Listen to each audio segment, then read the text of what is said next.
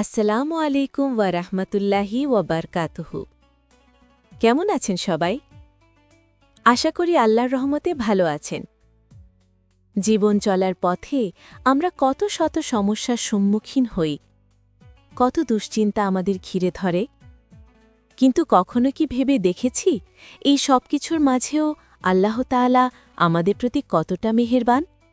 আজ আমি আপনাদের সাথে এমন কিছু কথা শেয়ার করব যা শুনলে ইনশাল্লাহ আপনার চোখ ভিজে আসবে। এই কথাগুলো আমাদের রবের পক্ষ থেকে, যিনি আমাদের সবচেয়ে বেশি ভালোবাসেন।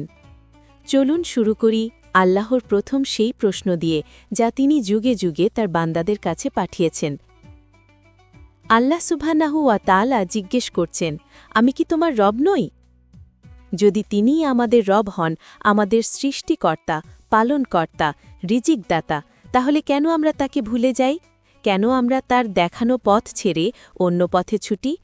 দুনিয়ার মোহে পড়ে আমরা কেন কখনো কখনো এমন কাজ করে বসি যা আমাদের রবের পছন্দ নয়? আমরা যখন বিপদে পড়ি তখন তিনিই তো একমাত্র ভরসা। তাহলে সুস্থ অবস্থায় ভালো সময়ে কেন তাকে ভুলে যায়?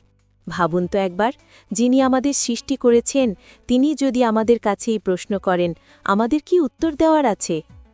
এরপর আল্লাহ তাআলা আরেকটি অত্যন্ত গুরুত্বপূর্ণ প্রশ্ন করেন।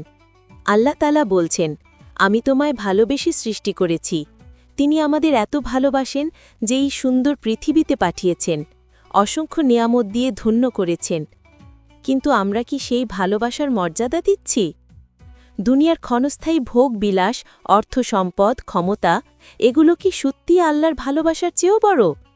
যা একদিন শেষ হয়ে যাবে, তা কি অনন্তকালের সুখের চেয়ে বেশি দামি হতে পারে?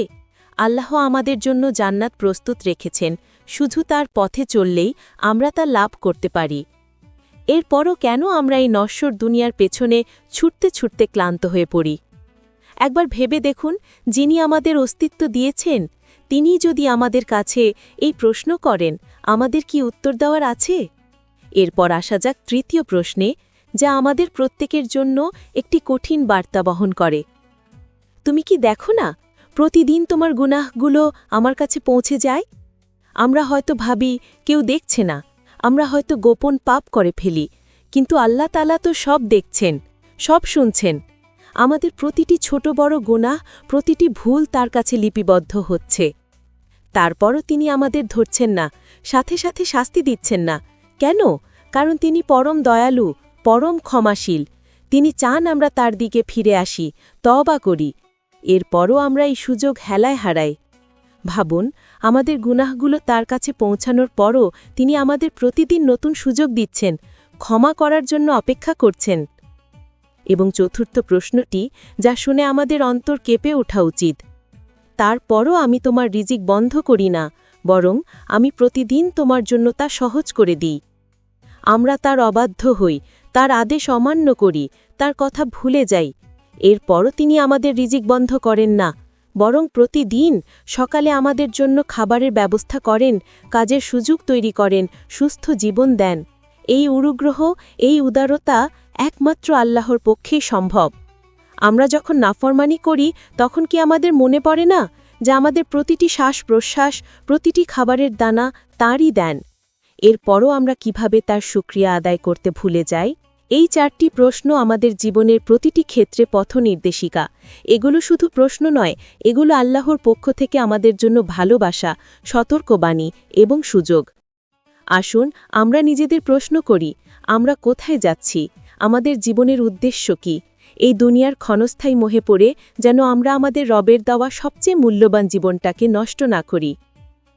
আল্লাহ তাআলা আমাদের বোঝার এবং সঠিক পথে চলার তৌফিক দান করুন। আমিন। যদি এই কথাগুলো আপনার হৃদয় স্পর্শ করে থাকে তাহলে অবশ্যই ভিডিওটিতে একটি লাইক দিন। আপনার বন্ধু বান্ধব ও পরিবারের সাথে শেয়ার করুন, যেন তারাও এই বার্তা থেকে উপকৃত হতে পারে। আর এমন আরও ইসলামিক ভিডিও দেখতে আমাদের চ্যানেলটি সাবস্ক্রাইব করে পাশে থাকা বেল আইকনটি বাজিয়ে দিন। আপনাদের মূল্যবান মন্তব্য জানাতে ভুলবেন না। দেখা হবে পরবর্তী ভিডিওতে। সে পর্যন্ত ভালো থাকুন, সুস্থ থাকুন। আল্লাহ হাফেজ।